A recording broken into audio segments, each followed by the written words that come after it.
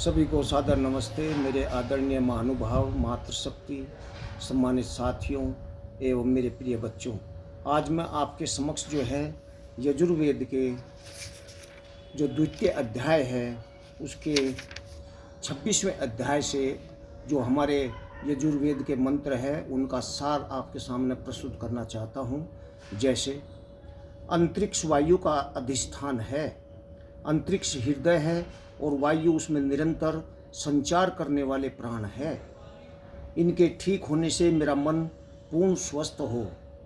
द्युलोक ही शरीर में मस्तिष्क है, इस उसमें होने वाली ऋतंभरा प्रज्ञा ही आदित्य का प्रकाश है।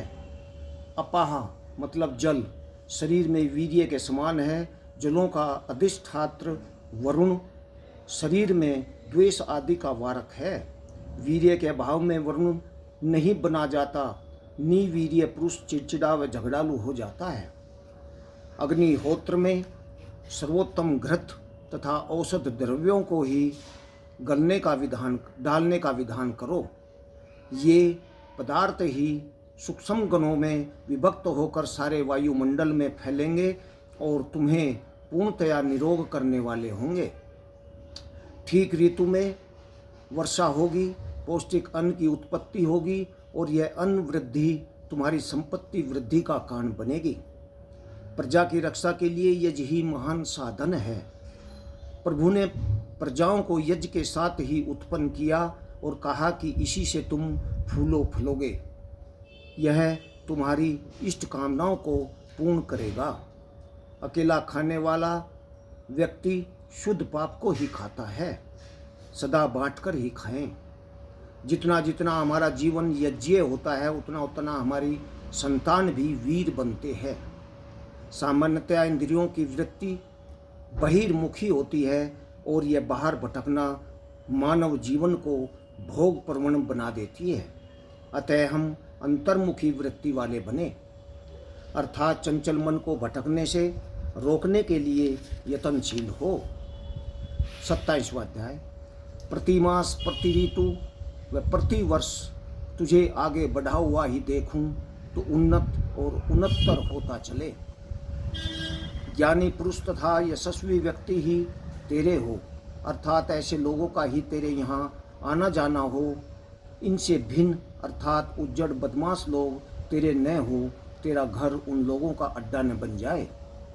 हमारे शरीर में रोग न आए, मन में वासनाएं न आए, इसका एक ही उपाय है कि अपने कर्तव्य व उद्देश्य का स्मरण करते हुए किसी भी प्रकार का प्रमाद न करते हुए अपनी जीवन यात्रा के मार्ग पर आगे बढ़ते ही चले। यथासंभव अपनी देशज वस्तुओं का ही प्रयोग करे, जिससे रुपया विदेश में न जाए।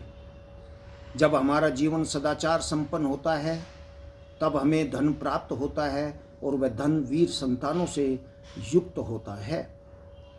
प्राणापान ये हमारे वैद्य है। हो दवाइयों पर आश्रय न करके प्राणायाम की शक्ति का ही आश्रय करे।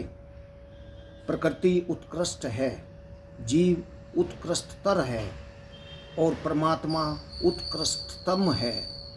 प्रकृति जड़ व सत्य है, जीव पूर्ण चैतन्य न होते हुए भी चैतन्य करता तो है ही, अर्थात जीव सत प्लस चित है।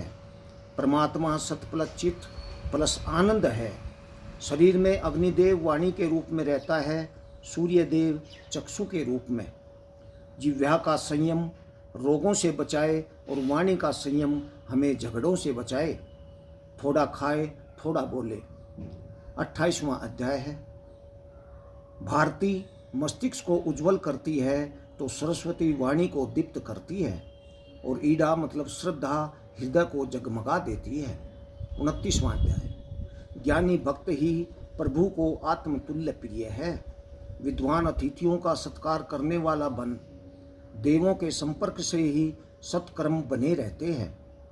प्रभु को वे व्यक्ति ही प्रिय है जो देव बनते हैं, निवास को उत्तम बनाते हैं, निरोग है, मस्तिष्क में ज्ञान की दीप्तियां हैं, अपने कर्तव्य का वहन करते हैं, फल की चिंता न करते हुए सदा संतुष्ट रहते हैं।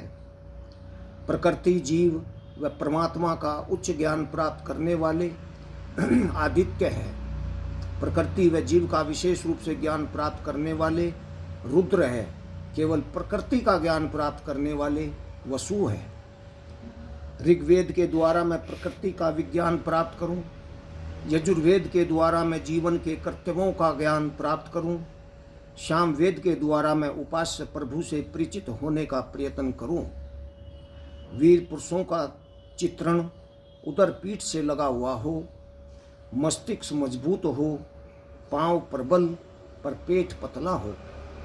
वस्तुतः जिस समय मनुष्य भोजन का चुनाव बड़े ध्यान से करता है तब उसकी इंद्रियां, प्राण और ज्ञान सभी उत्तम होते हैं। 30वां अध्याय। किसानों की स्थिति के ठीक होने पर ही देश की स्थिति का ठीक होना संभव है। ज्ञान प्राप्ति के लिए तप आवश्यक है, तप के बिना ज्ञान प्राप्ति संभव नहीं है। 31वां अध्याय। प्रत्येक प्राणी की उपयोगिता है जिसको हम अपनी अल्पज्ञता के कारण पूर्ण रूपेण समझते नहीं। 32वां अध्याय। पत्ता पत्ता उस प्रभु के प्रशासन में हिल रहा है, वे प्रभु कण कण में व्याप्त है, किसी देश विदेश में स्थित नहीं है। उस प्रभु की मूर्ति, नाप, सादृश्य, तुल्यता नहीं है। उसका नाम स्मरण व उनके प्रति नमन जीव के लिए महान यश का कारण है।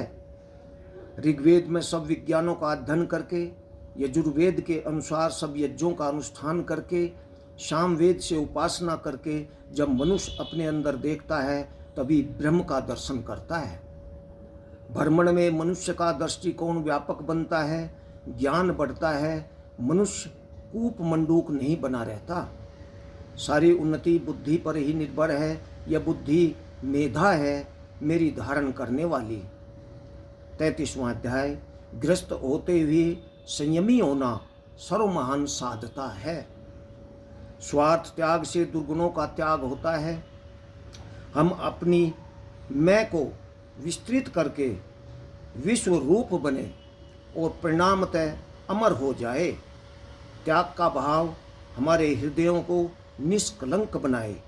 वेदवाणी से ब्रह्मलोक की प्राप्ति होती है, जिसे प्राप्त करके मनुष्य बार बार के जन्म मरण के चक्र से मुक्त हो जाता है।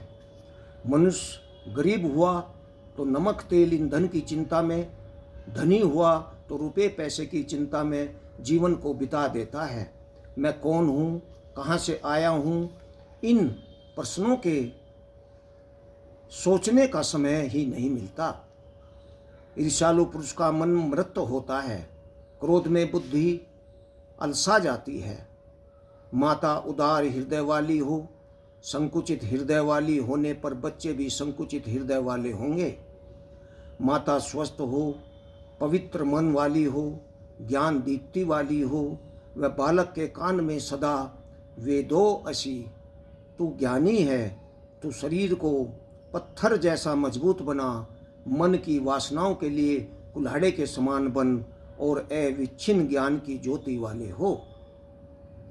अपने जीवन को सुंदर बनाकर ही संतुष्ट न हो जाओ, औरों को भी सुखी करने वाले हो। जिस घर में मिलकर प्रभु स्तवन होता है वहाँ बुराइयों का प्रवेश नहीं होता। वह घर अधिक और अधिक सुंदर बनता जाता है। इस घर के पति पत्नी इंद्र प्लस अग्नि होते हैं। पति धन कमाने वाला वह शक्तिशाली इंद्र होता है, तो पत्नी घर को सदा प्रकाश में रखने वाली और आगे ले चलने वाली अग्नि के समान होती है। जो मनुष्य प्रभु का स्तवन करता है वह मार्ग भ्रष्ट न होने से लक्ष्य पर पहुंचता है। चरक कहते हैं कि यदि स्वस्थ बनना चाहते हो तो पथ्य का परिमित मात्रा में समय पर सेवन करो और जितेंद्रिय बनो। स्वस्थ शरीर व स्वस्थ मन दिव्य गुणों के लिए एक उर्वरा भूमि है।